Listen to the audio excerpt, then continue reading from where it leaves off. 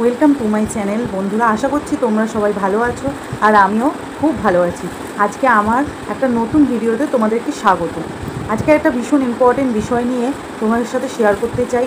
বিষয়টা তোমাদের সাথে শেয়ার করতে চাই। আমার সাথে আমি একটা বিষয়ে খুব সমস্যা ফেস করছিলাম, তো আমি সেটাই তোমাদের সাথে শেয়ার করতে চাই। যদি আমার ধরুন আর 4-5 জন কারোর যদি সুবিধা হয় আমার খুব ভালো লাগবে। আর সেটা কিন্তু সম্পূর্ণ প্রেগনেন্ট মহিলাদের রিলেটেড, হ্যাঁ, যাদের ডেলিভারি হয়ে গেছে, নতুন মাদের জন্যই আজকে আমার এই ভিডিওটা। তোমরা যারা আমার ভিডিওগুলো দেখো তারা অবশ্যই জানো যে আমার এই 2 মাস হলো আমার একটা মেয়ে কন্যা সন্তান হয়েছে। আর আমি যেই সমস্যাটা ফেস করছিলাম সেটাই তোমাদের সাথে শেয়ার করতে চাই। সেটা হচ্ছে, বন্ধুরা, তার আগে আমি বলে দিই, আমার এই ভিডিও কিন্তু সম্পূর্ণ মহিলাদের জন্য। আর অবশ্যই পুরুষরাও দেখতে পারো, যাদের ওয়াইফ প্রেগনেন্ট অবশ্যই তারা এটা দেখতে পারো। আর অবশ্যই এটা আর বাকি পুরুষরা আমার এই ভিডিওটা অবশ্যই স্কিপ করে নিতে পারো। আচ্ছা, আমি শুরু করছি। যখন আমার ডেলিভারি হয়, আমার যেটা প্রচণ্ড পরিমাণে সমস্যা হচ্ছিলো, ব্রেস্ট মিল্ক আমার এতটুকু আসছিল না। আর এখন সত্যি কথা, সদ্যজাত বাচ্চাদেরকে সবসময় বলা হয়, এখন কেন সবসময় এটা বলা হয়েছে, 6 মাস কিন্তু একটা বাচ্চাকে মায়ের বুকের দুধই খাওয়াতে হবে।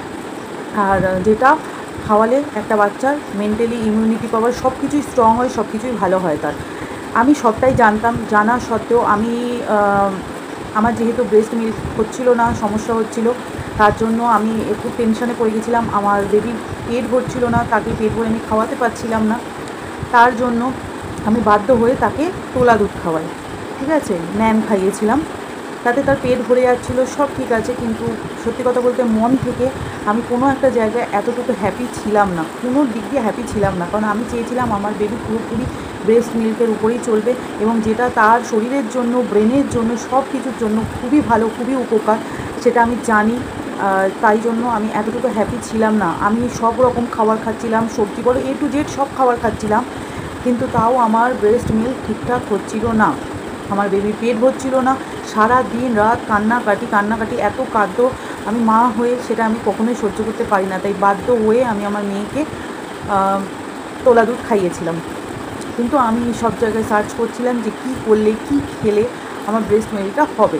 তা আমি সব রকম খাবার তো খেয়েছি, ঠিক আছে। তার পাশাপাশি আমি একটা খুব ভালো জিনিসের আমি সন্ধান পাই, সেটা আমি তোমাদের হ্যাঁ বন্ধুরা, তোমাদেরকে আমি সেটা দেখাচ্ছি। সেটা হচ্ছে, তোমাদের দেখাচ্ছি ল্যাকটোনিক। যদি এইটা কেউ খেয়ে থাকো, অবশ্যই এইটার যে গুণাগুণ, এটার যে কতটা হেল্পফুল, সেটা নিশ্চয়ই তোমরা জানবে।